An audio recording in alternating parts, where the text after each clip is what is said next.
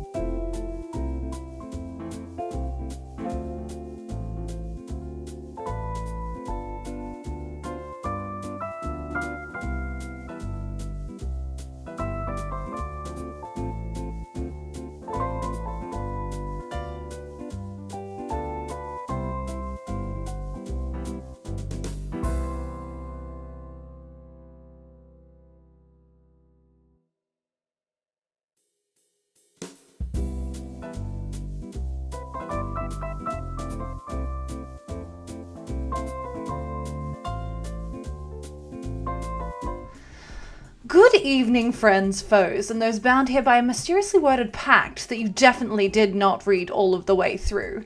Welcome to This Is Your Questline.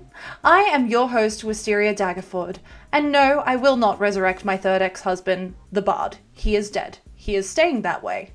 Tonight, I am joined by a very special guest. But first, if you're wondering what in the nine hells it is you're doing here, let me explain.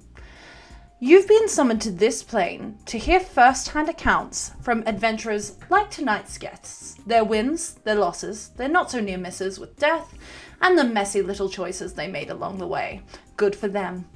And trust me, it's so good you'll simply die. But not me. I can't. You can.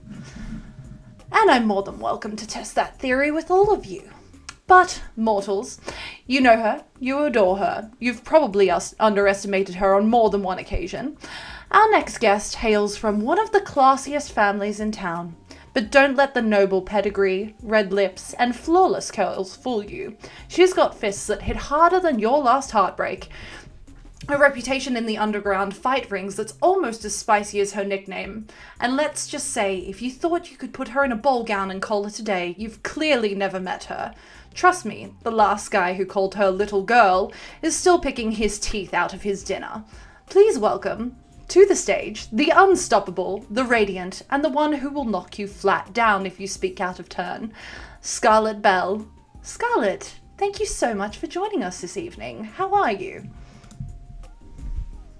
Confused. That will wear off. Unless it doesn't. Who are you? Well, that's downright offensive, but if I must repeat myself, I am Wisteria Daggerford. Welcome to This Is Your Questline. We are going to talk about everything you've done well and everything you certainly have not. Okay, so it's going to be a long discussion then. Because most people think I do nothing right. Okay, or it could be the shortest discussion I've had all season. Either way, we might be going for a record. Speaking of, let's talk about your recorded history. Tell me, Scarlet, your story, where it first began. When's the moment you knew yours was truly starting for the first time? I think I kind of had an inkling when I started traveling, but I didn't really know until less than 2 weeks ago. So what was it that made you want to start traveling then? Did you just wake up one day and decide that traveling was for you? No, I didn't really fit in very well and caused a little bit of a scandal, so made a bargain. Give me a year travel and see what happens. Did you say a bargain? So parents let me go away for a year, which worked well in covering over the scandal, and they gave me some starting money, and at the end of it I have to decide whether I go back home or whether I become someone else, basically. And trust me, we will get to the scandal at some point, because that is one of my many middle names. However, you, from my understanding, were raised to follow society's rules by your family, the Bell family. When did you realize that you couldn't or wouldn't follow society's rules? And which one of those two was it? I mean, I have always given them some form of trouble, but I've always tried. I knew, part of me always knew I couldn't be what they wanted me to be. Which part of you? I guess that's something that makes me go grr, bang, and apparently sprout wings. So, The wings we will also talk about, because they are very, very curious. So do you think that this is a case of couldn't or wouldn't? Are you bound to being unable to control yourself, or is it just something you'd prefer not to do? I do think that ultimately I couldn't, but what came first was the wouldn't. Like, I have never really told anyone, but one of the things for me is that they all want me in this box, and then so many people I meet want a box or a label or do this or be that. And you know what? I just want to be as free and as untamed as the wind on the earth, and as glorious and as incandescent as the stars in the sky. That's quite a nice sentiment. You shouldn't always reject boxes, though. Sometimes they can turn out to be quite fun. You travelled with a troupe before you met your current group, and what a group that is. Tell us about your role in the troupe. What was it that you did for this little group that you travelled with? So for the troupe, I basically did exhibition fights. I mean, they found me in underground fighting ring, which I still do to earn some coin. But they saw something in me and tried to help me train and funnel it so I had more control. And that meant that I could give a better show and a better performance and get better coins. So then I started traveling with them and doing that. But there also might have been some bodyguard enforcement stuff on the side for the leader of the troupe. What's the most controversial thing you did with this troupe? Oh, I think that's more of I fell in love. I don't think people kind of expected that. But I fell in love. Yeah. Interesting concept. Fell in love with some wonderful people who, you know, they saw me for me and accepted both parts of me, and it was exhilarating and fulfilling and comforting and everything. So yeah, I think that would be it. That would be the most unexpected thing, but the most beautiful thing that I've ever done. Interesting. In my experience, love is absolute bullshit, so my condolences. Who was your favourite, which I feel like we may have potentially identified, and least favourite person in your troupe? Just in case I was to visit and watch this troupe of yours, I'd like to know who to look out for and who to shield my eyes from. So my two favourites, they would be... Do you want their real names? Or... Ooh, give me both. So they would be the bard. She goes by Freya. Her real name is Danella. She has this most captivating voice. Absolutely captivating.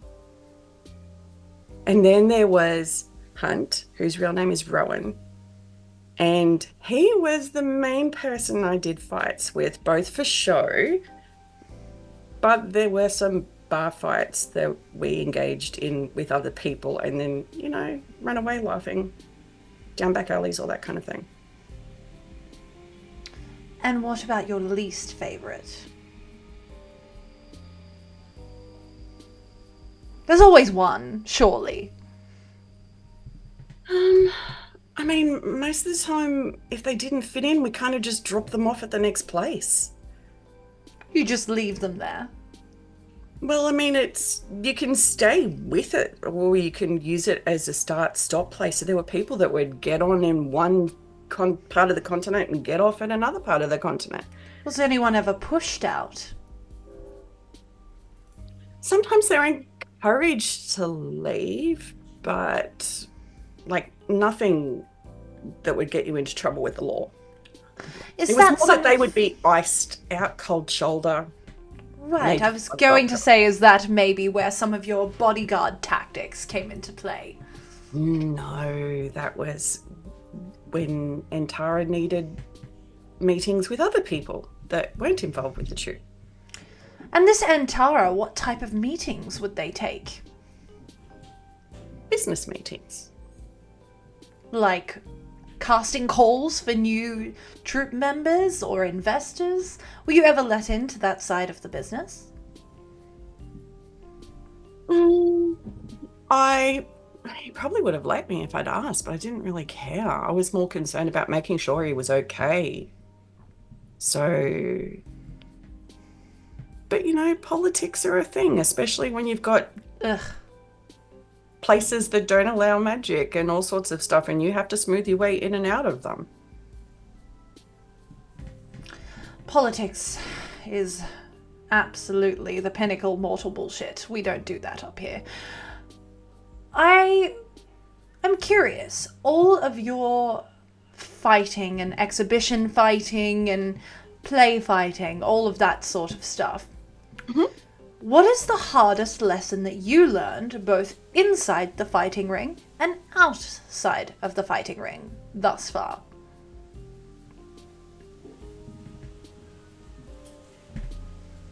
I don't. To make sure it's not over too quickly. Like if I hit someone with all of my might, it's over pretty quick. Sounds like a lesson my dead third ex-husband could have learned very quickly. Sometimes it's more enjoyable to slow things down and make a spectacle. Preaching to the choir, darling. And is that the same lesson that you took for outside of the ring? Yes and no. When it comes to my life and how I live my life, like I know that I can't get someone to give me freedom. I have to take my freedom, and that other people aren't going to agree with that, and I'm going to die really young as a result. So there's a lot of things where I live hard and live fast because I want to live as much as I can before my time's up. But there are other things that savor the moments and enjoy them. And you get more from them when you savor them than if you just blast right through them. Interesting. You are an enigma.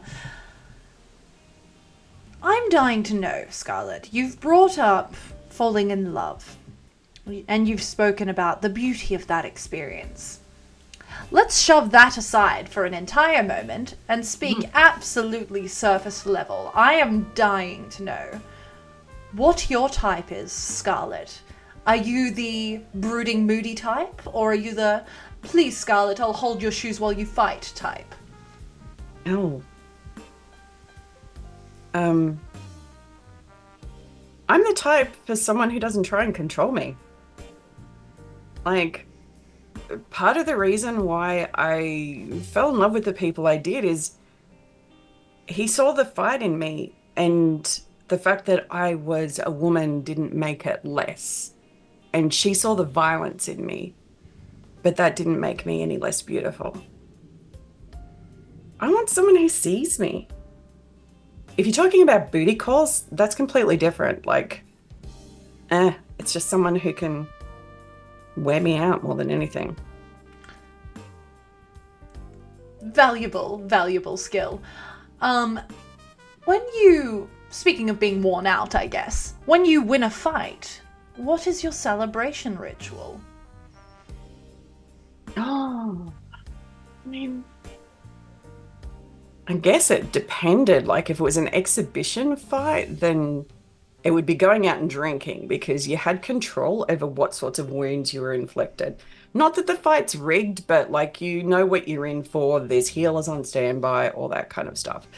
But if it was a genuine competition fight, then I actually kind of liked being on a rooftop with a drink and looking at the sky. Although if I was around Ro, he would usually take me drinking nonetheless, and then we would end up by a campfire or something back with Dinar. Okay. Not what I expected to hear from you, Scarlet. So I like the big burst of energy. If I've had it, then It's more zen, I guess, from there. Yeah.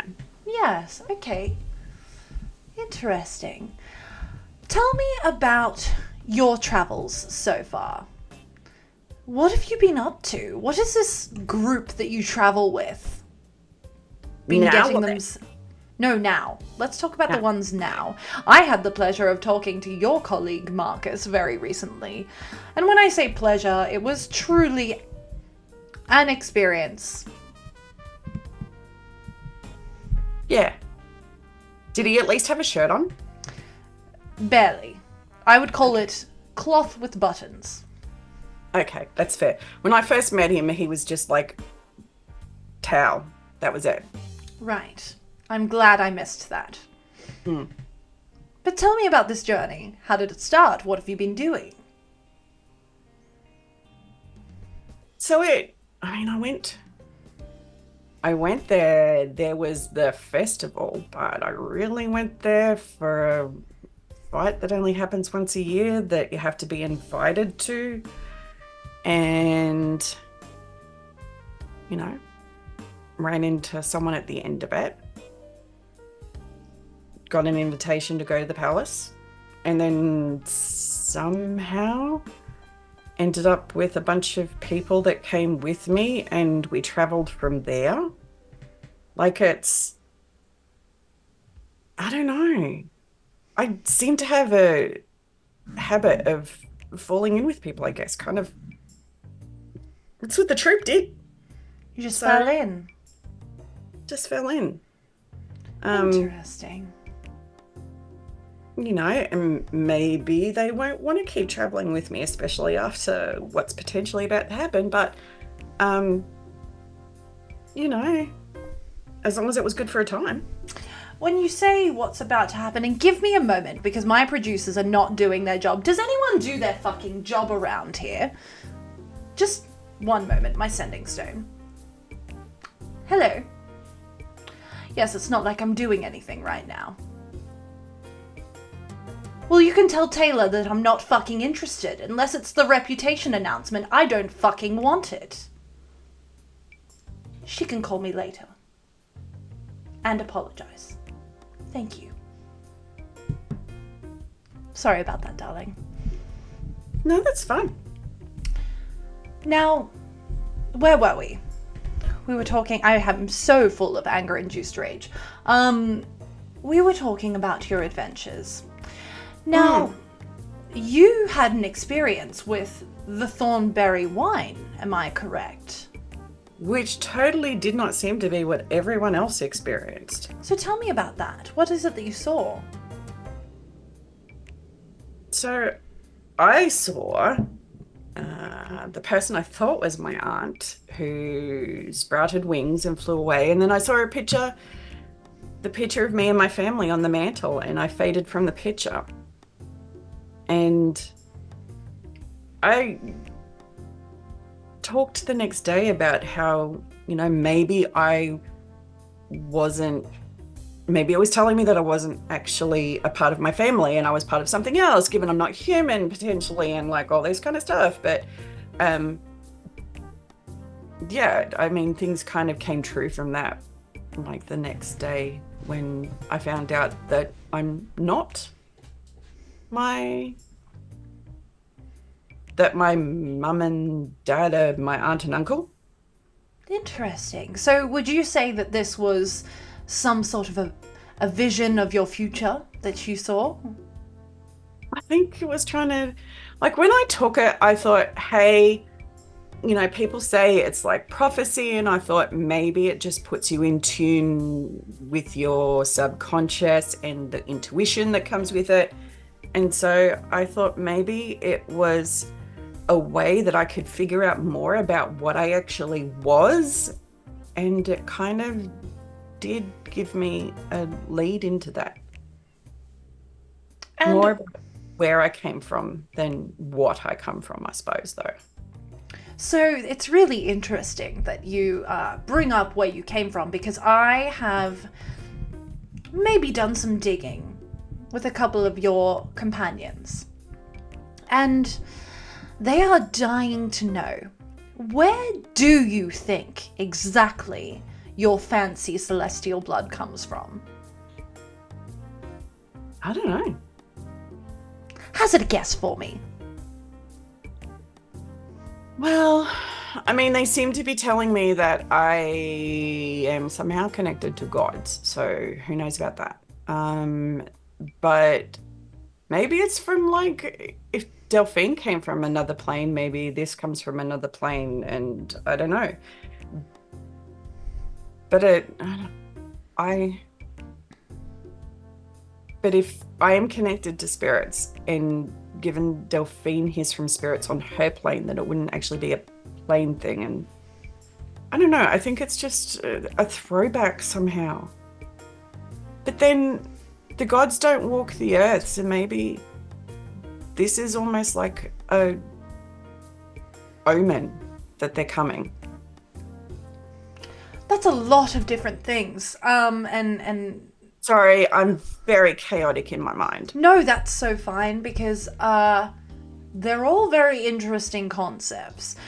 If I know anything about this little world that you live on, this tiny, tiny little world, it is that the gods aren't very present at all.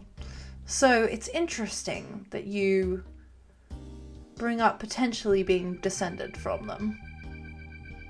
And I mean, it could be that they just slept with the wrong person and then didn't think more of it when they went away, and just every now and again part of the bloodline pops. Who knows? Or it might be just things that were from when the gods were there and not actually to do with the gods, but like a different race that, I don't know. Like I said, I got lots of things, and no one seems to know anything about it or have heard anything about it. And then the only lead of someone who was like that was killed off, and I don't know. Humor me a moment. Give me your hand. She holds out her hand. Scarlet will hand hers over. She pulls out a dagger, and you hear like audible gasps from people sitting in this studio. And she looks at you and she says, "Do you mind?" Go for it. And she will slice along the palm of your hand. Very shallow. And then she will place the dagger back into a holster, and then she will run her finger along the cut, and then she will lick the blood off of her finger. Interesting.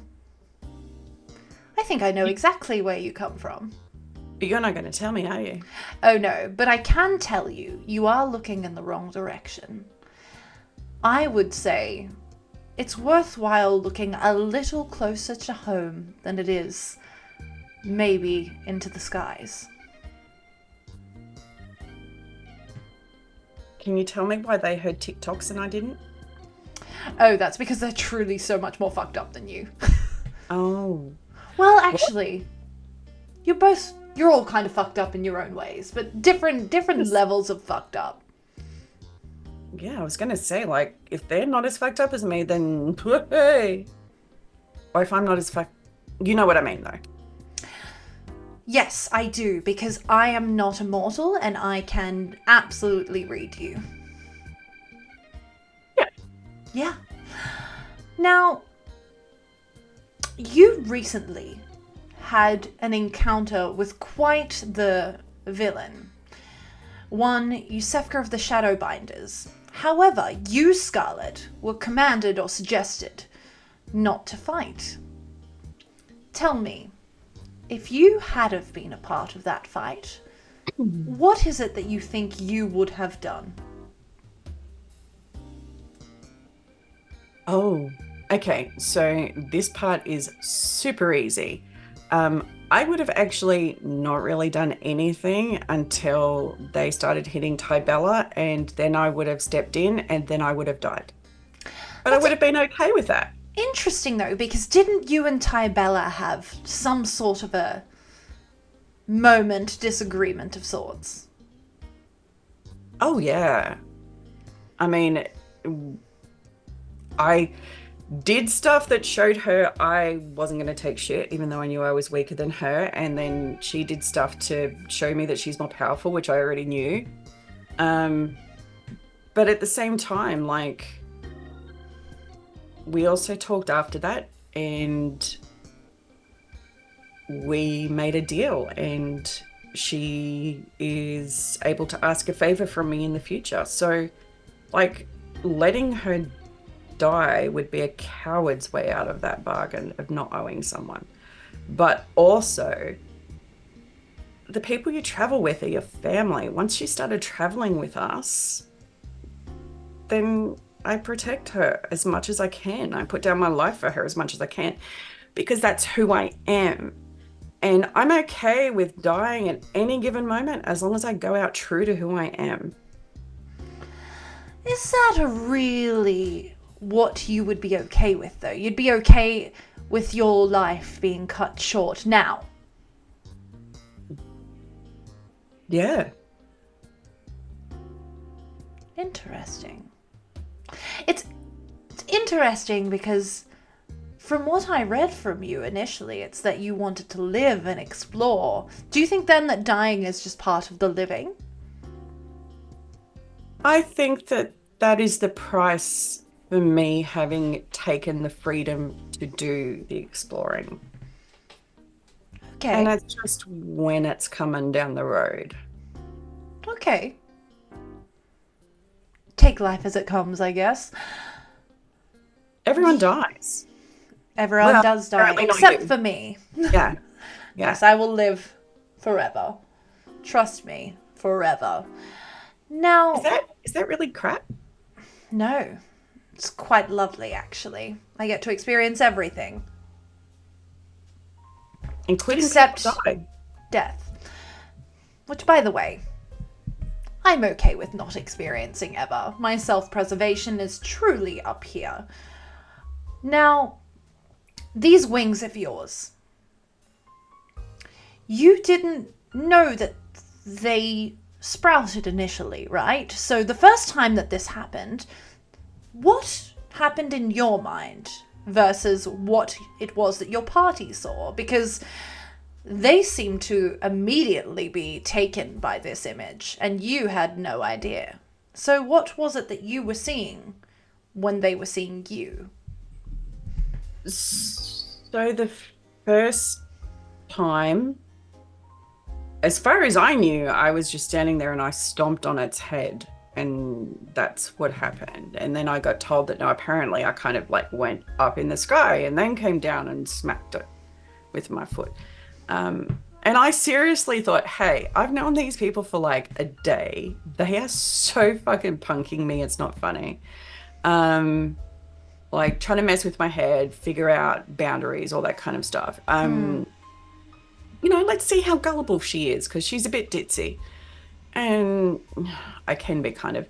But then when Astrid and Jonan also said that it happened in the fight with them, like, I trust them. Who is Jonan? I have only heard of Astrid.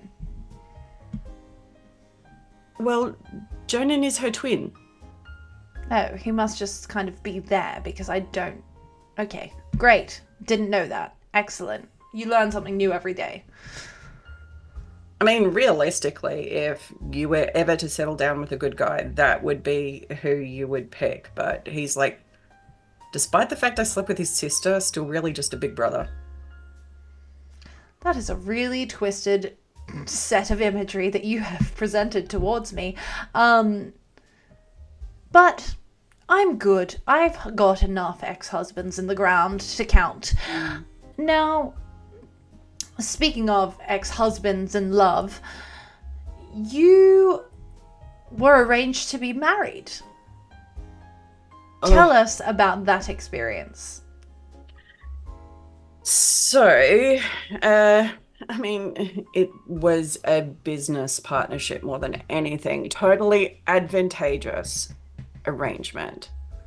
And, you know, it's one of those things where you don't really marry people because you love them. You marry people because that's the match that's been set up for you that works for the family. And,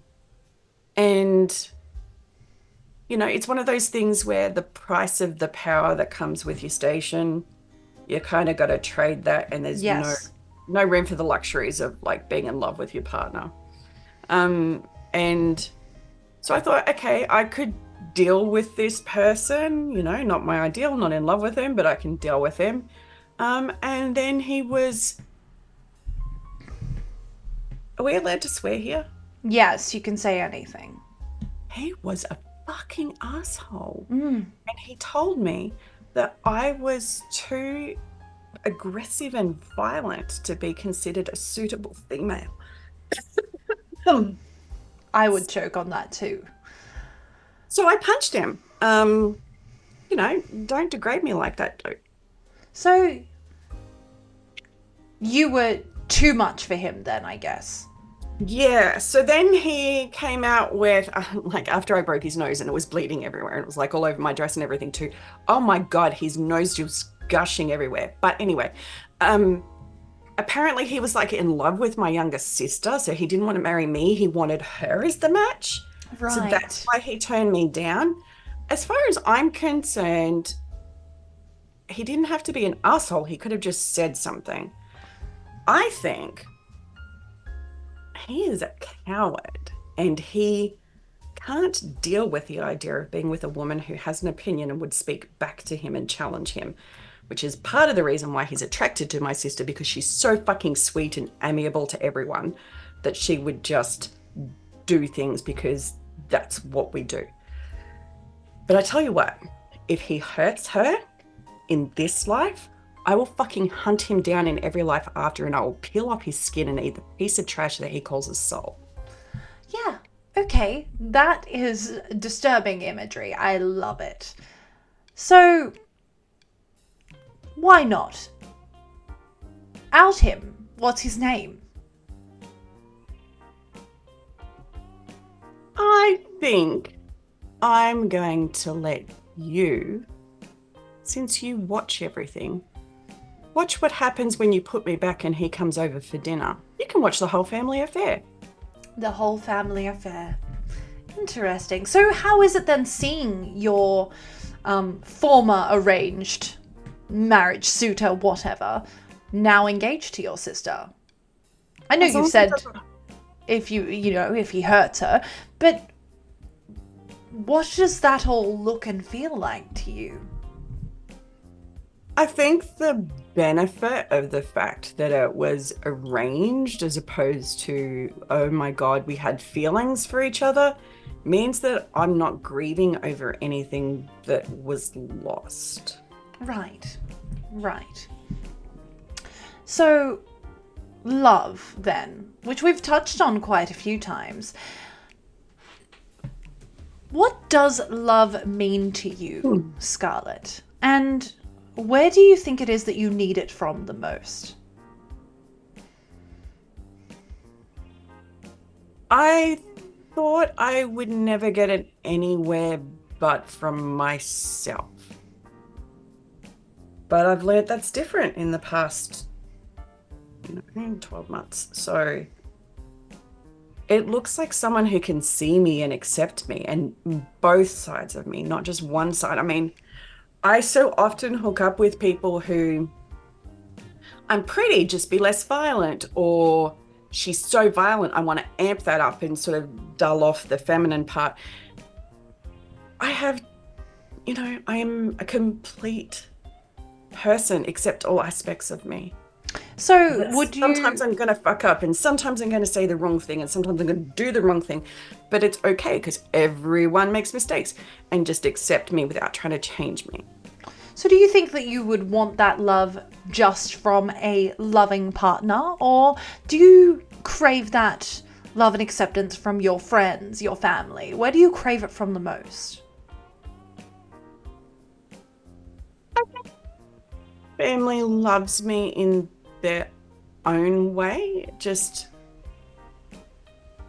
disappointed. You know how you can love someone but not approve of what they're doing?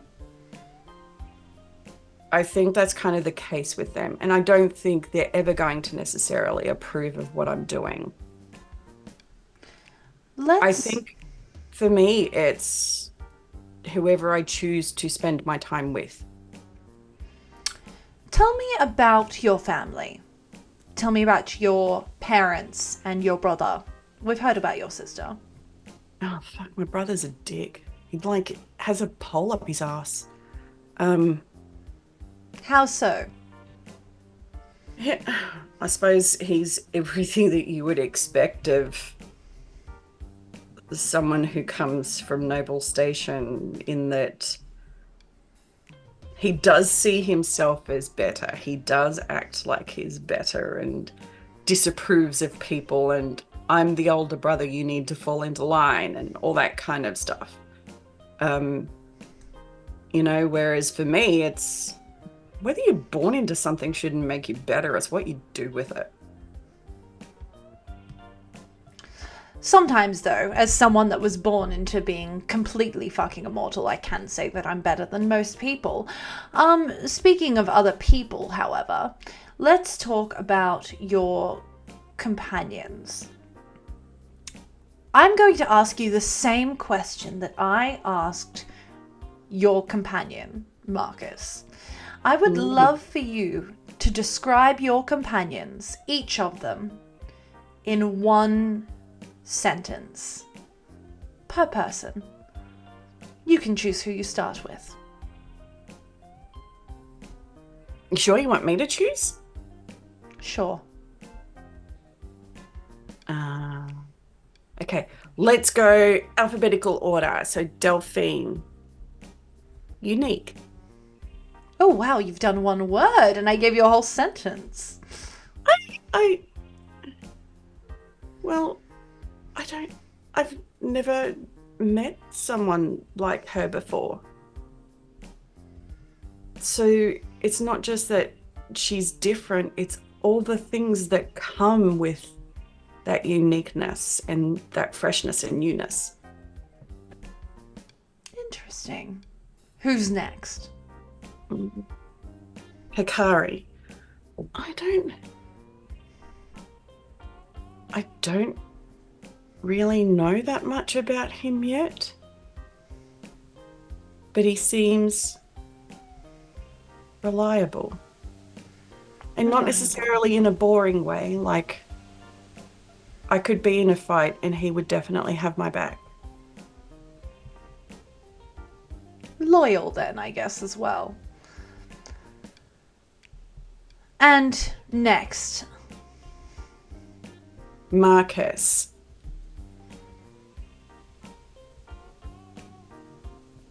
Marcus seems to be curious about me, but also seems to want to encourage me somehow.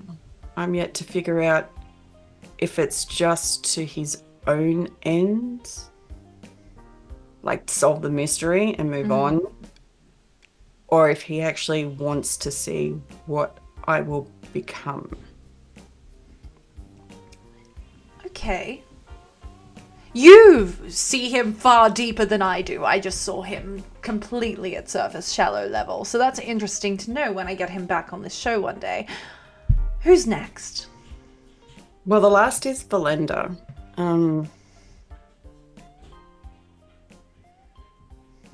He's lost.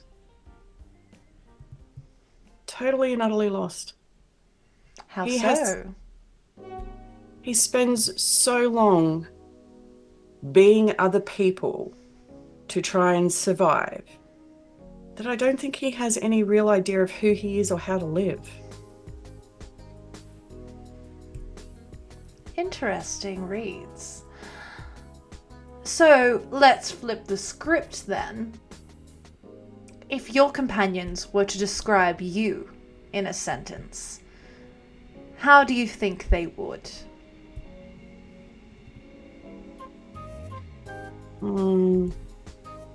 I got no idea what Delphine and Hikari would think of me. To be honest, really no idea. I think Marcus considers me a puzzle. I think that I'm a mystery that he can solve and a little bit extra to know.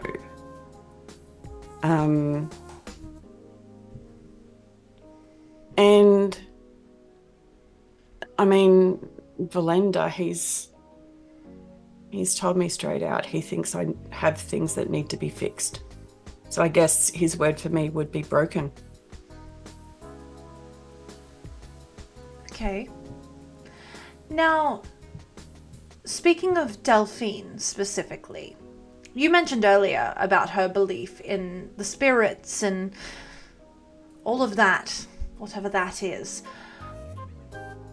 I'm curious, you come from a family that is quite anti-magic. How do you feel traveling with a companion like that? Or multiple companions now that use magic or spirituality. How is that feeling for you? So, I mean, hang on. I've never been interviewed before. This is a lot of talking.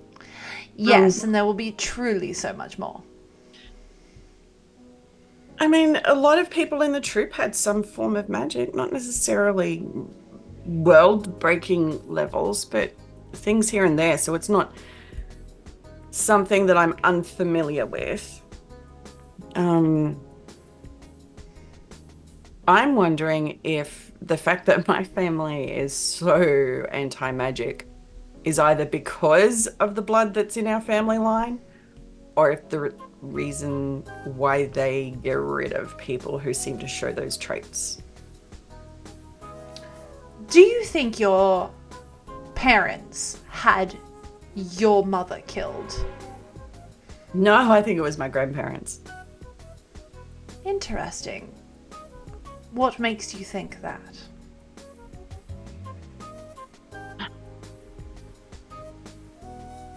Well, I mean, it wouldn't have been my father's decision because he married into the family for a start. And then... And when you say your father, do you mean Argus or do you mean the Bells? No, the Bells. Sorry, it's been less than a week since I knew, so I've got to kind of get used to the change.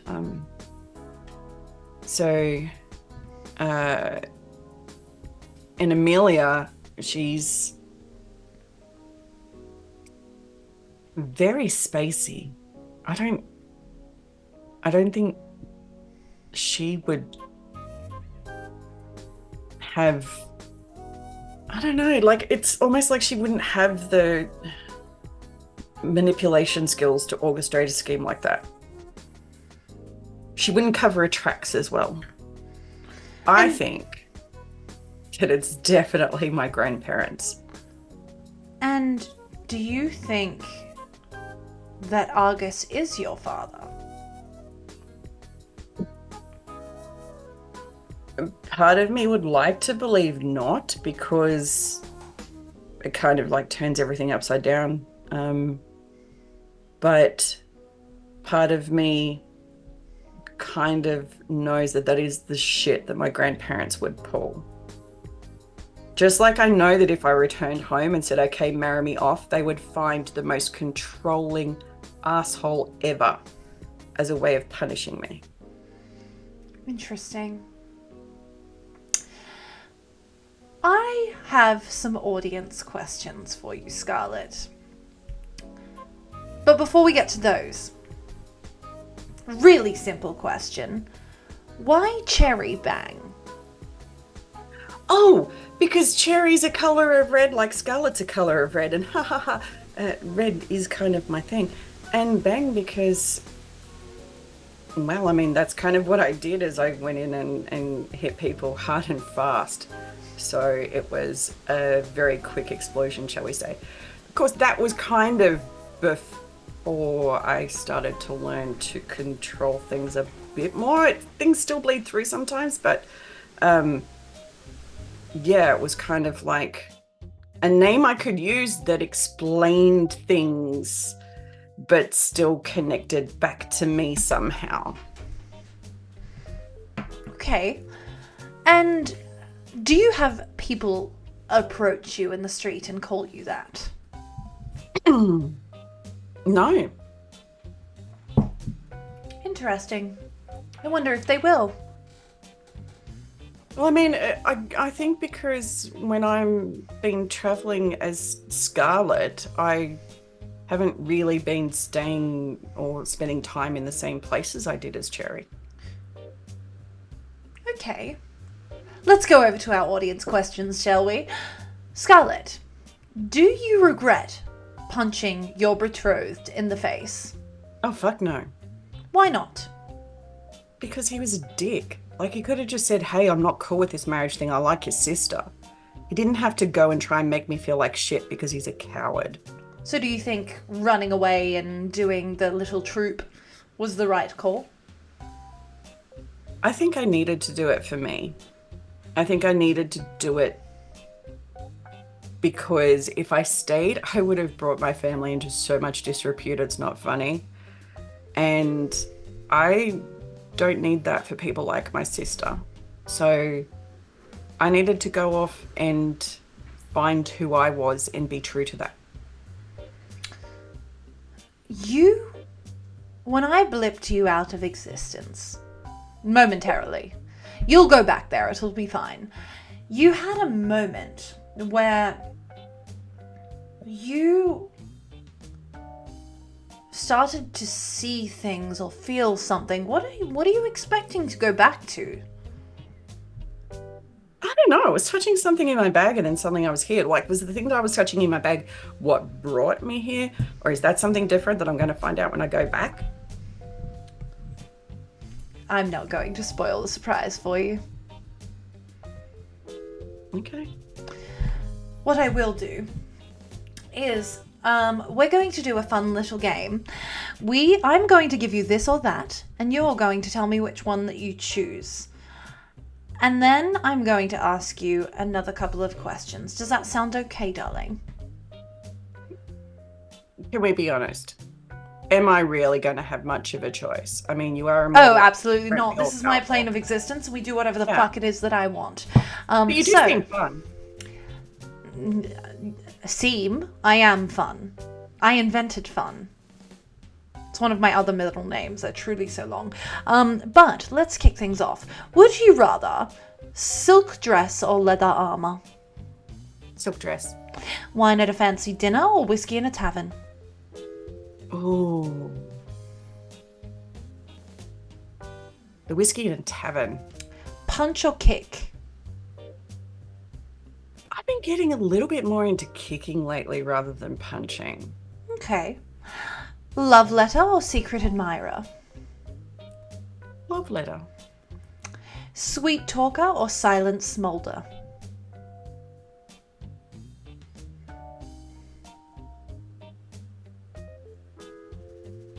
Maybe silent smolder. I mean, words, they can truly just be said by anyone. So sweet talker doesn't necessarily mean much.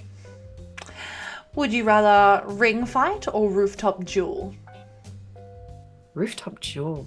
The risk of falling. Although with wings, it's not as risky anymore. But, you know. Would you rather, at this point in your journey, go home with the promise that you would never be forced into a marriage, that you could just live how you wanted to from home? Or would you rather keep adventuring with no guarantee of the outcome?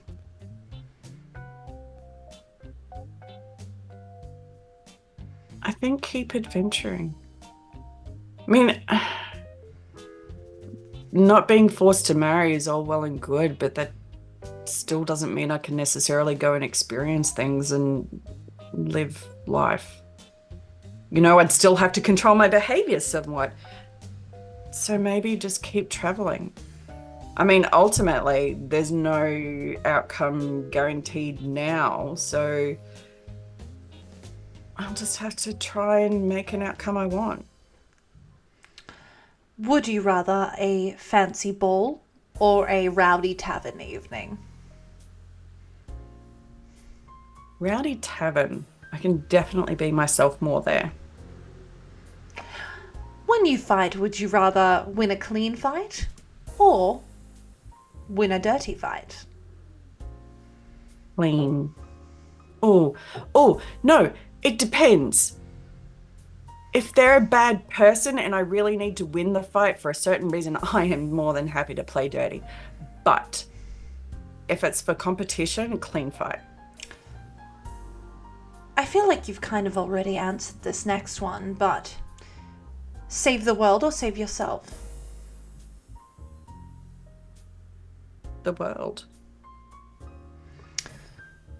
And would you rather unwavering loyalty from your family or unwavering loyalty from the people you currently travel with?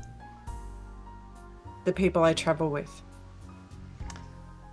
And do you think you fight for love or fight for revenge?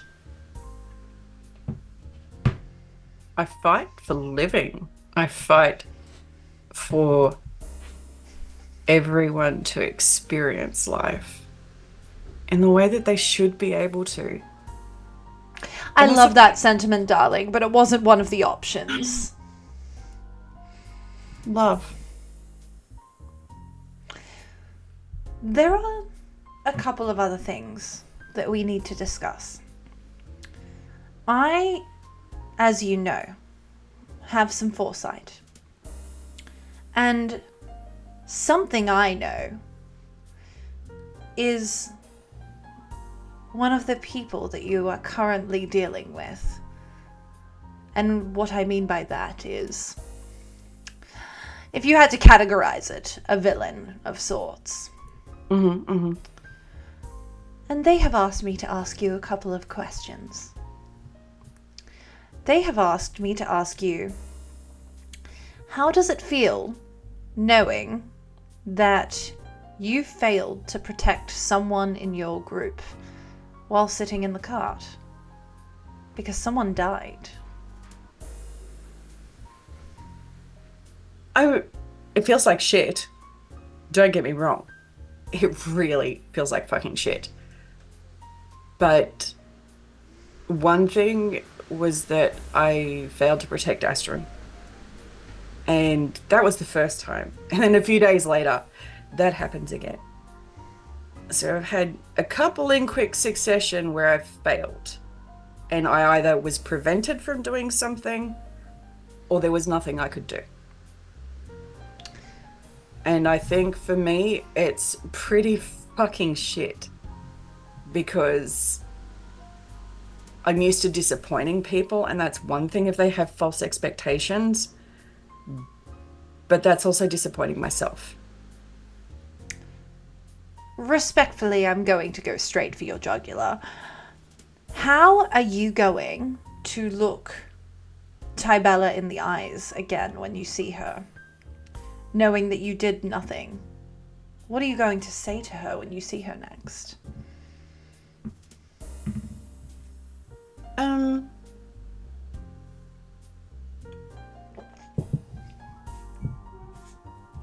I mean, at the end of the day, and this is going to sound really fucking dickish, I was not the one that took the ring off her to give it away. I was not the one that took the thing that mattered the fucking most to her. But at the same time, I love she that. made a choice. in fighting. So Everyone digs their own grave. everyone made choices in that. It wasn't just me. For the record, I commend your self-preservation. You only get one life. I get hundreds. Why do you need hundreds if you never die? It's a metaphor, darling. Okay. So I'm not used to this whole immortality thing. No. It's so fine. Maybe one day you will be. Who knows? Now, you had a moment with Astrid before her passing, and I believe with your companion Valenda also. If you could say one last thing to Astrid, what would it be?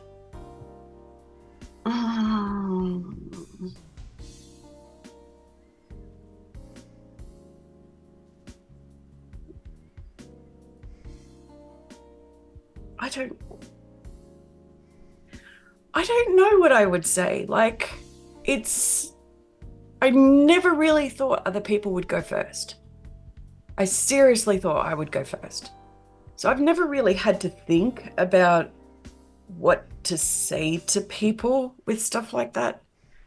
I mean, it was only a few days ago, really, like less than a week.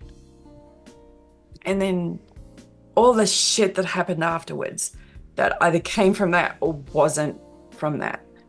But I think I would let her know that I was going to try. Like, she wanted me to respect Tybella in the same way that I protect who I travel with. She pointed out that they travel with Tybella as well. Personally, I think you can respect or disrespect whoever the fuck you want. Yeah, but she's also the reason why I made peace with it. In a similar kind of vein, if you could ask Marisol one question beyond the grave, what would you ask her? Where the fuck we come from? Like in those specific words? I mean, you know, I might actually introduce myself first. I don't think you need to. You guys look very alike. I don't know. I've never... Well, I mean, technically I would have met her, but, you know. You've met her. Well, by virtue of the fact that she took care of me, yeah, I would have met her. Yeah, you were very young. I saw the whole thing. Very Very traumatic. I would like to know more about what we are and why we're here. I think you'll find out. 2 more things, darling. Number 1. You may have missed something. I miss lots of things. You're going to have to be more specific.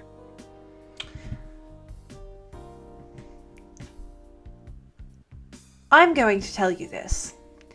Okay. The good news is, you're going to forget immediately when I send you back.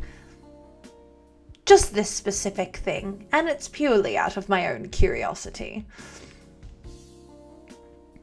There was an evening where your companion, Valenda, knocked on your door. No, there wasn't. Yeah, there was, while you were sleeping, darling. You didn't hear it. What do you think he was approaching you for? Probably to tell me off. To have a discussion about why my behavior had been unacceptable or something.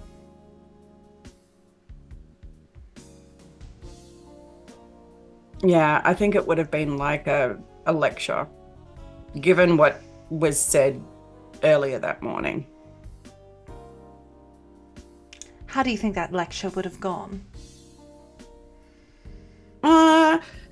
Probably explaining to me that my rashness is not a positive trait. I need to have do some work on it, learn to think more before I act. I've heard the lecture from so many other people, so how they disappointed in me and how they thought I would have behaved better or different, and why can't I just do this thing over here? Interesting. You see, like, these sparks erupt from the tips of her fingers, and almost like that question was never asked. It's wiped clean from your brain. One more thing. Before I kind of ask. No, you know what? What's going to be more fun? No, I'm going to tell you this now. I did hear from your dear, dear friend, Jonan. I won't lie. I was playing on that he's always just there joke earlier. But I have heard from your dear friend, Jonan. He's asked me to pass on a message to you. He has asked me to let you know that he made it to the castle. And not to yell at him for it. He told me not to go. I would have gone with him. He's also told me to tell you that the body is gone. And was when he arrived.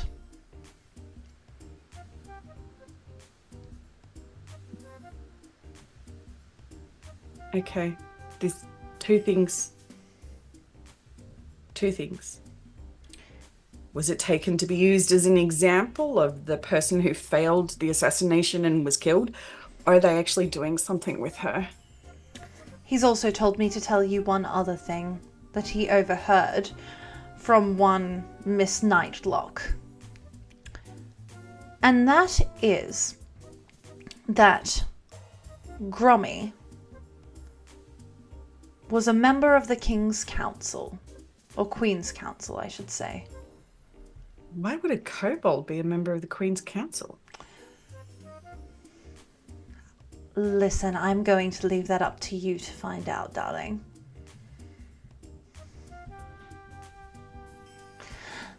As you mull over all of that information, I want you to look into the future. As the sun sets on the chapter that is Scarlet Bell, how do you see the end of your story? How does it all wrap up? What's the closing scene of the movie of your life?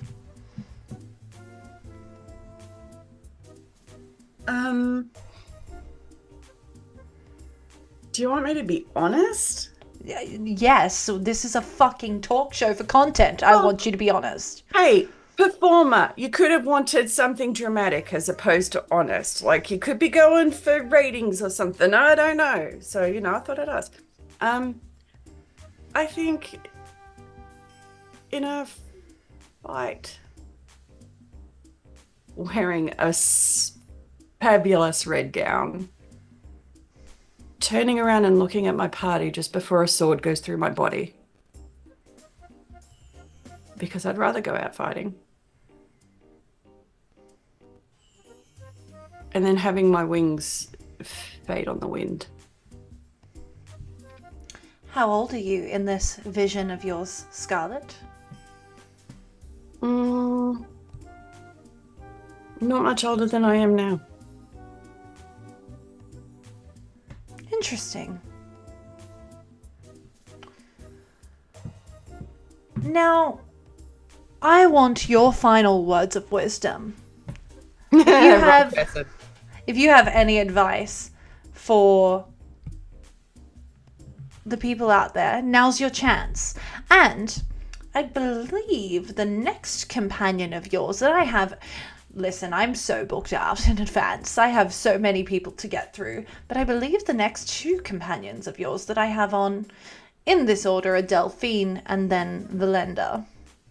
I would like to know what you would like me to ask them. They won't know it came from you, I promise. It's just you and I here.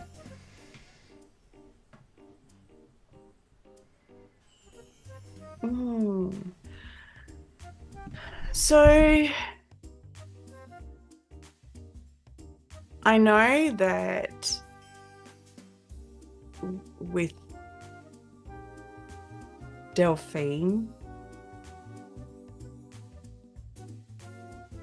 like, I'm not blind. I am very low on perception with a lot of things, but I'm not blind. I would want to know more about what her intentions are with my sister, because our family does not do magic. I can't wait for you to find out. If she's gonna go there, she also needs to be prepared for the consequences that could befall Abby as a result. Does that make sense? It does. Like, it's all well and good getting something from someone you're interested in, but you need to be aware of what's going to happen if you do that to someone. Our family's anti-magic. Like, you know, you've talked about what's happened with others in my family tree. If that happened, considering they could find out that Delphine has magic, like, the stuff on Abby would just not go well. And the idea that 2 marriages to that fiance didn't happen, although suck shit to be him. And what about your companion Valenda, if that's truly his name? Well, it's not. Which is fine. Everyone has baggage. Everyone has... I mean, I travelled with a bunch of people that had multiple different names. Don't care about that. But Tybella said I can't trust him. He said he would help me with something. Tybella said I can't trust him. I think I would want to know, if it came down to it, would he stand by his word? Interesting questions. And your words of wisdom for anyone watching at home. If you have any advice, send it out into the universe now. I'm not known for wisdom. I think anyone who's traveled with me knows that, but just stay true to who you are. Like, there's no point living a life that's not one you get to be honest in, because it's going to be a pretty shitty feeling and you're not going to enjoy it much. And so sometimes it's less about what you experience or how much money you have or any of that thing. It's more about being able to live honestly. Well, as the mortals say, honesty is the best policy. But, as I say, turns out even the strongest heroes can't dodge a well-aimed personal question. That's all we have for you all this evening, thus far, but stick around, I hear there's some more mortal bullshit to go through. We will be right back, and until next time, we'll see you very soon. I am flabbergasted. I am befuddled by the buffoonery before me. Obedient? What? What the fuck? Obedient? That's one.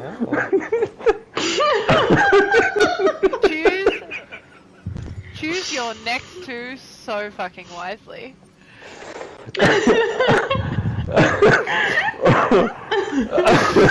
Right, they've both been bitten by people that are infected by this disease. That's a problem. As far as he knows, Eden hasn't, and so Eden's the only one who can get on the boat at this stage. I haven't. Yeah, but Bell's been really fucking mean. And so his concern is for the chick who just kissed him, as opposed to... Oh, wow. To be fair, you love how did you all What call was out I the player. supposed to do? Kiss my brother? I'm sorry, what? Wait, alright, hang on. Okay, hold on. Hang on. Hold I on. came back from the dead to say that. Hold on. It is. This is a dowry. Was that your love language? Just throwing logs? Great. Correct. Random acts of lumberjacking is my love language. That's Remember that explains time I so dropped much. a tree on top of you? Oh my Now god, you know. okay, now I understand. That was like the ultimate. Yeah, okay, great. In which case, Valentin's gonna just very sneakily mount her and place his dagger at her throat. Fucking knew it, you little bitch. Okay, And great. in her ear, wake her with the words, "It's my turn. Tybella." And he'll wait for her to wake at this point. And she does immediately. There are approximately 3 or 4 people on the face of this cursed earth who know who I truly am. And most of them want me dead. So far, you don't seem to be one of them. And I'm lonely. Shall we have a little chat? You can inflict whatever you want on me, whatever you want. You know this. So you say you have strong opinions. Please elaborate. I have strong feelings more than opinions. Sure. Feel me up. No? Produce your... Okay, Elliot's in the boat. There's 2 more seats in the boat. I can sit on someone's lap. Fuck off! Get your own boat. Oh no. What the fuck? Wow. Oh, okay. I don't know if you can see what my options are, but option 1. Hang on, let me pull these up over here. So this is option 1. Do you want to read it out for us, Emily? Can you? I'm sorry, I cannot. I simply can't. Do you want me to read it out? God. I'm Okay. not crazy, I just got power word killed. Hamish, Yeah. Do it. stop trying to stick your flute up his butt. Whoa! Holy shit! Oh my god! Why did you do that? I do want to watch this though. I have. Fuck, I should have taken my clothes off. I've met few aside from the Truly should have. And turn to face the guards that are approaching Marcus. Absolutely.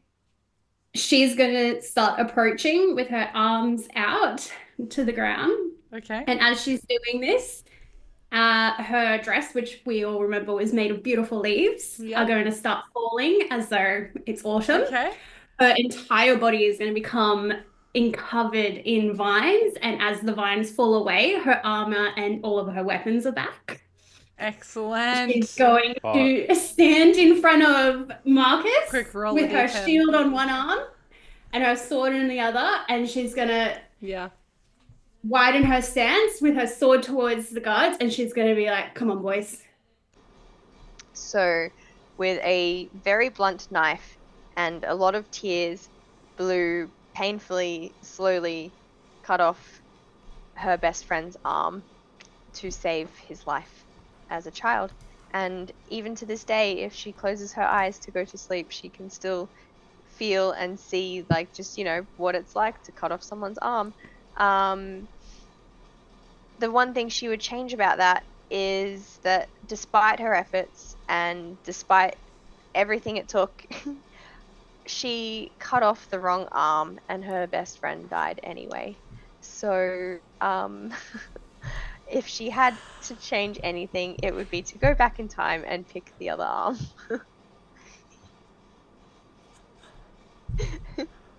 You're welcome. Talk about burying the fucking lead. Wow. Okay, yeah. That... I'm not trying to hurt you, but I also have no reason to lie to you, Scarlet. There probably could have been a way to sort of ease into things a bit more. You're probably right, but I also wasn't expecting to see my dead daughter. Oh, fuck off. The problem is that I'm a chronic overthinker. So, like... Oh, that's the problem, is it? Yeah.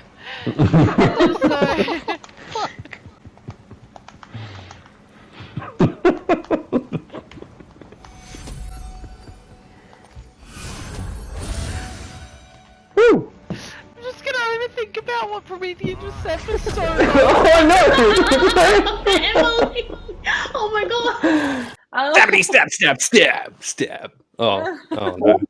What have I done? That's the anus for me. Is like that's what a god should be. Sorry, say that again. This is like the what? Could you just repeat that one more time? I look. Everyone, push him off immediately. Oh my god! Hey, welcome back to This Is Your Questline. Thank you all for hanging out with us so far. And thank you for at the very beginning of the stream. I can't acknowledge this because I jump in as like in character immediately. But thank you all so much for the heckin' hype train that happened at the very start. That was very sweet of all of you. Thank you so much. If you're tuning in for the first time and wondering what the fuck's going on, my name is Emily. I am the GM, producer, chief executive Thirstmaster, and late night talk show host here on Hexes and Vexes. But tonight I have been joined by someone very heckin' special. Tammy, who are you? Where can we find you? What are you up to at the moment? I am Talera79. I am that on all the socials, but ridiculously terrible at checking socials. The one I'm probably the most active on at the moment is Blue Sky, which is also the one not many people use. But you can find me, funnily enough, playing the very character that was just interviewed this Friday. Yeah. On this channel. Yeah, because we jumped straight back into it on Friday, which is wild. It feels like it's been a long time coming. Yeah, it's going to be an interesting episode. But you're doing some other cool stuff. What else are you doing? So I am also running Call of Cthulhu over on the Law Rights channel. So I've done a few games of that, caused some random shenanigans, shall we say, even though it's been a serious game. But yeah, everyone survived. They were very good in how they dealt with it, but let's just see how much longer the players stay sane. I am not expecting a super long amount of time. But I've also never played Call of Cthulhu, so it's been a ton of fun to watch. And to just kind of see the experience I've seen with the system has purely been in like charity one-shots or very short kind of stints. So it's been cool to watch a continuous story run for that one, which is Hallowed Penumbra, right? Yes, so I wanted to come up with a name that didn't sound like I was trying to be edgy or anything. Couldn't come up with a name, so I came up with one word and Promethean came up with the other word, and they kind of meshed. So I love that. Thanks, Xavier Light. That's so sweet of you. And hey, listen, if anyone has any questions they would like to throw out throughout this for the rest of the evening towards Tammy, we're gonna start chatting about character creation, which is one of my favorite things to talk about. Tammy, I know you've been playing TTRPGs for a lot longer than I have, so likely have far more experience in character creation. I want to know, when you created your first character ever, what was the first thing that conceptualized for them versus what the first thing might be now? Or does it change character to character? So how I make the character tends to be different depending on whether it's one shot or campaign. Mm-hmm. Basically is the difference between the two. Mm-hmm. The way I made my very first character was actually for vampire, way back in the day. Okay. And I came up with the character concept, came up with the background, and then went to the storyteller, as it was called in that system, and said, right, now help me start it. And that's basically how I've approached all the characters that I've made since, That's cool. I will come up with a concept, some key moments that helped define them, and then I build the rest of it around it. So how did that start for Scarlet? So Scarlet was, and Emma's aware of this, Scarlet was actually conceived, for want of a better word, about a year before the campaign. Yeah. Yeah, so it was like a long time beforehand. And I was sitting there thinking, okay, I want to subvert a female stereotype. Mm-hmm. And I'm like, so the best way I could subvert the female presentation stereotype was by taking a female and making her very, very physical, but at the same time still look incredibly effeminate. Because a lot of the female fighting characters you see out there are the muscled up or the, you know, mask present, all that sort of thing, and there is nothing wrong with that. But I just wanted to actually play with the subversion of what the female gender should present as in a game when it comes to physical characters.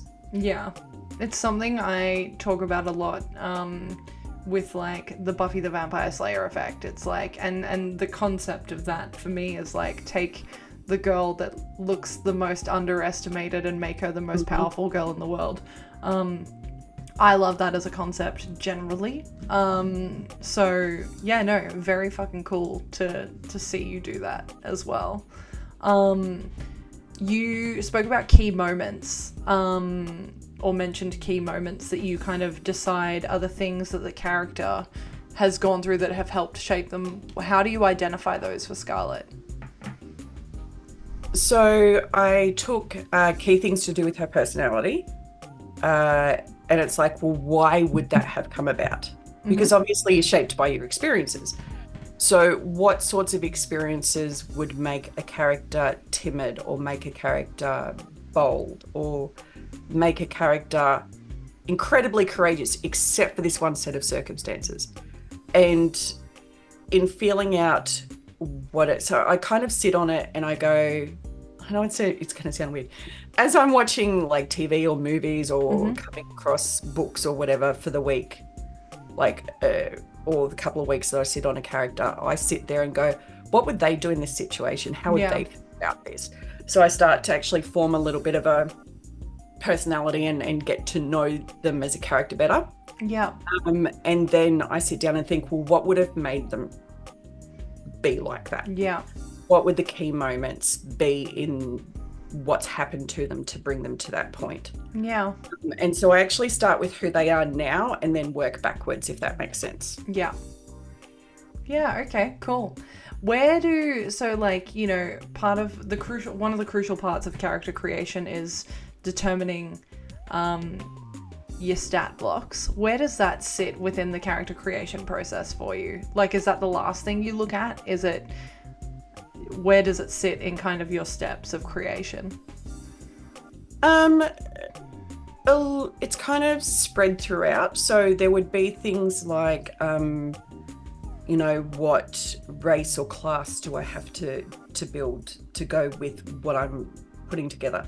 So there will be factors like that I'll do early on in the piece, and then it will, like, the actual numbers tend to be one of the last things that I do. And when I do the numbers, I'll then sit down and look at what I have to tweak to do with what they are. Like, is there anything I have to change to match that? Yeah. But I also do it in mind with, and I know characters can die at any time. Hello. I do it with the plan of, where is this character going to be in 3 or 4 levels? What am I working towards? What feats am I working towards? Am I working towards stat increases? And it's less about the mechanics on the sheet and more about what I have to do for the character. Yeah, okay. For that growth to actually occur in their personal development. Yeah. Yeah, cool. No, I love that. It's funny, I find stats to be one of the last things I consider in general, even with NPC characters, because sometimes I create them and then remember that they should have stat blocks. But you know, it's a thing. Oh my gosh, the question I was just about to ask literally slipped out of my head. I love that for me. Oh well. guess it wasn't important. But if it's any consolation, I will often have people go, you could make your character more effective by changing this to that. And it's like, well, I could, but it's not them. Like, oh my god, it came back. Okay, question came back. Speaking of, and this kind of fits in really well with that, is there a go-to dump stat that you have for most of your characters? Do you find yourself recycling a dump stat? Because I can tell you that 99% of my characters, strength is their worst score, always. I often have a strength dump, and then this character's high in strength, so it's bizarre. I think it just depends on how I picture the character. I mean, players are always going to go a little bit more with what they know or what's comfortable for them. And I tend to make a lot of magic users in D&D, which means that strength isn't necessarily needed. Because if they were strong, magic strength, it's not that they're inconsistent and it's like, okay, magic user, strength is irrelevant. But it's more, it doesn't usually match the personality of what you're creating as a magic user.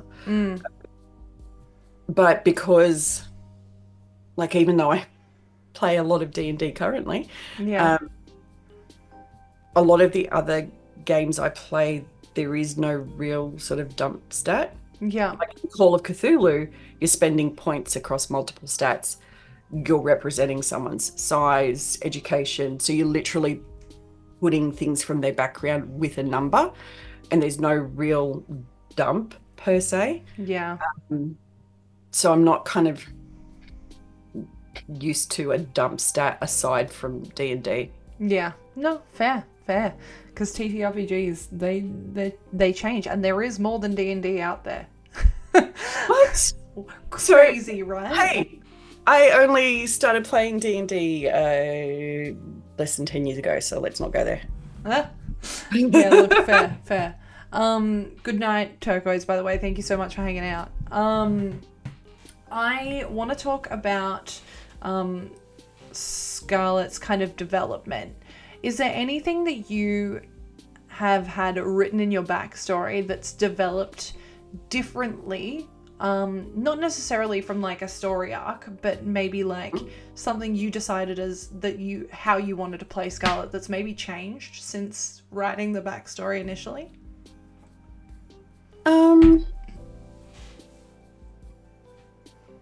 I mean, that's in some ways hard because one, there's a lot in her backstory that is unknown to her. Because it's like, I have made this very simple character who doesn't know shit tons about her real past. Here, have fun, ruin me. It's, kind of what happened there. But also the stuff that I didn't think was going to go in that direction isn't something I can say on stream because it hasn't come out in game yet. Okay, nice, love that. You know what it is. I've talked to you about it. Yeah. The others just don't know what it is yet. Yeah, and it's going to be fun when they find out. You have also recently done a supernova session. Don't worry, D20. We're not going to talk spoilers. But you taking Scarlet and putting her on a live stage instead of an actual play stream, were there any differences in, like, was it more challenging? Was it easier? How did you find that experience? It was definitely more challenging because you have such a brief period of time to get your character across. You don't get the build up that you do in a session. Like, we've been going for how many sessions now? And people don't necessarily know each character at the end of the first session anyway. Let alone if you're basically doing 40 minutes on a stage. So it was a lot harder to try and convey who she was as a character, especially given the situation, and no spoilers here, given the situation she was placed in, what was occurring. I think for me, part of the biggest challenge with it is the audience choices were like the exact opposite every single time of what I would have done as a player. Yeah. And I have now since had to sit there and go, how do I justify the fact that she made that choice when it's not the choice I would have made? Yeah. Which, you know, I've managed to sort of figure out and work it out in my head and stuff like that. Yeah. Also, I think you have hopefully the grace of your fellow players who can basically be like, hey, I know this was part of a Supernova one-shot. And if they don't do that, then they're fucking dicks and I will punish all of you. But I think Scarlet has been so, I don't want to use the word confident, that's not the right word. Because I think there are definitely moments where she lacks confidence, for sure. But there has been some strong decision making from Scarlet throughout the campaign, which is really cool. Is there anything that you, as Tammy, would retcon if you could? Without the fear of me going, nah, bro, we're not retconning that. That's too cool of a story beat. So oddly enough, can I retcon a roll? Sure. I would have her have woken up when the door knock happened. I need you to know how much that tortures me as the DM not knowing. I just want to know. I'm God, I should know. And he was probably going to tell her that she was too rash and needed to think about how things affected other people and whatever. But still, it's you know, I would have totally retconned that roll because as D20 can tell you, he's been counting how many times I roll above 10 and it's like not very often. Yeah. So that would be one thing. I know a few people would be like, would you retcon the Tybella stuff? Maybe doing it later in the day and less publicly, but it would have been something she would have done.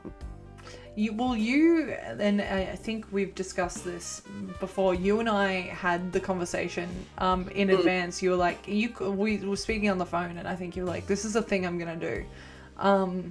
And I was still such a baby DM because I think that only happened 3 or 4 episodes in. So I was very glad that you gave me that heads up because I don't know how I would have handled that as a brand new DM. I guess we'll never know. Well, because it was the sort of thing where I wanted to make sure, 1, that you were okay with it. Yeah, for sure. 2, that you knew I wasn't trying to kick off the combat and what the actual intentions were. So that you had enough notice to then prepare responses. You weren't put on the back foot or anything like that. You know, because at the end of the day, you could have said, hey, it starts at combat. Tough shit. Oh yeah, 100%. Yeah. I can and would have said that if I thought it called for it. But it was also the case where, you know, you're aware I'm the sort of player with, if you turn around and said, can you please not do that? I would have said, okay, I won't. Yeah. You know, if it complicated things, all that sort of stuff. In the same way that when I make decisions about my character development, I've come to you and said, this is what I'm thinking of. Is it going to fuck with the game too much? Or is it something you can still work with? Because I don't want to, despite some of the other players in our group, don't want to derail shit too much. Wow, called out all of you. Sorry, I just saw that he said he's a dick even if he does that, so I'm just calling it out. Listen, I am a serial Promethean defender when the camera is turned off. When the camera is turned on, fuck you, Promethean, and everything you care about. No.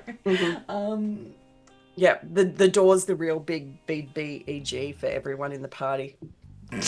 The door is the BBEG. Hey, we have a question in the chat from Xavier Light. Is there a type of class or personality that you favor when character creating? So I, funnily enough, had someone point this out to me. I knew that I tend to like characters that have a strong sense of self. I tend to like characters that subvert something, whether it be a stereotype, whether it be a particular concept or whatnot. I like to play with perceptions. Yeah. But it was pointed out to me by a quite well-known DM that I spent a weekend with as a player, that I tend to also, like, he had only seen me play one character, but he picked it. He's like, you play characters that have a sense of justice for people. And it's like, it could be women, it could be children, it could be the disadvantaged, but you play characters that seem to have an inherent sense of justice. Yeah. And it might not be what everyone else perceives to be just or equitable, but it's what is for that character. Yeah.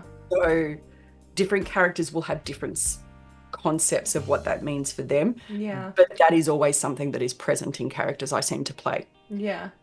So in a yet to be announced project that's going on in the background, I specifically made a character that has no sense of self. Good. I wanted to do something different. I think I know the character you're speaking of. Funnily enough. Yeah.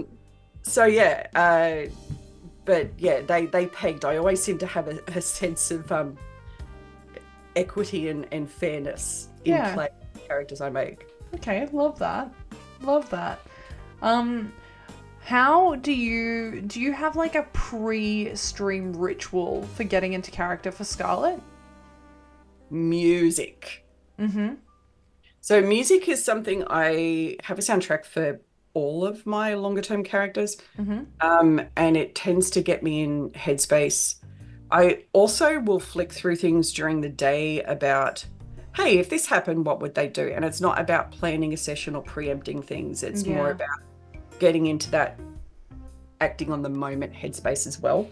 But predominantly music. I will, my partner will be able to tell you that, especially for Scarlet, play it particularly loud because that's what she would do. Yeah. And he can hear it from the other end of the house per se. And me kind of half yelling, singing at it. So that's the main thing I do. I also tend to have a particular thing that I associate with each character. So it could be whether I have a particular item that I fill with or whether I always wear a particular thing. So I will have something associated with that character too. Yeah, cool. I love that. And I know that you are very passionate about the playlist thing, which I love because it's something that I very much enjoy. I have a character playlist for all of my characters that I'm currently playing, actually. So, like, what are your top 3 kind of on repeat songs from that playlist that you have for Scarlet? Okay. Let me click on the right window to pull it up. Because I think you're the only one that's actually provided me with your play. Oh no, sorry, D20 has also. So the first song that was ever added to Scarlet's playlist was Nightmare by Halsey. Great song. With the concept that she wasn't completely aware of what she was, but she would become completely aware and she would fuck shit up when she does. And then I would say the next one is actually Seize the Power. So I don't know how many people know that. It's from a British outfit. It's a few years old. But to me, when I was making her, it was a case of she wasn't aware of what she actually was. Yeah. And if anyone has heard that song, it is how I imagine that ancestral line trying to call through to her saying, you know what, we're here, just open up and we can help you figure out who you actually are. You're looking for us. Here we are. But that she sort of can't see it yet. And then there was the other one is Who's Afraid of Little Old Me. Mm. So Em will be aware, given how long ago it was that Scarlet was written, that song had not been released at that time. And I actually had a colleague who I think would give Emily a run for their money in regards to how much they adore Taylor Swift. And she and I were actually... I will beat them in every way, shape or form. She and I were actually in training when we were waiting for Tortured Poets to drop, and we got told to put our phones away because we kept checking our phones. Yeah, fair. Yeah, fair. And so we ended up both listening to it on the way home, and she doesn't play D&D, but she's super interested in the character, so she gets me to give her updates all the time. And so she knew about Scarlet's background and being with the troupe and scandals and all that sort of stuff. And the troupe sort of taught her how to focus that rage and how to be a more formidable person and that sort of thing. And all I had was this message on my work chat going, oh my God, this is Scarlet's emancipation song. Yeah, cool. And it was just like, yeah. It's such a good song. Like, there's just so many things that could be, I know, not with what the song is necessarily about, but there's a lot of things in there that could actually reflect and mirror certain things in Scarlet's background, and kind of more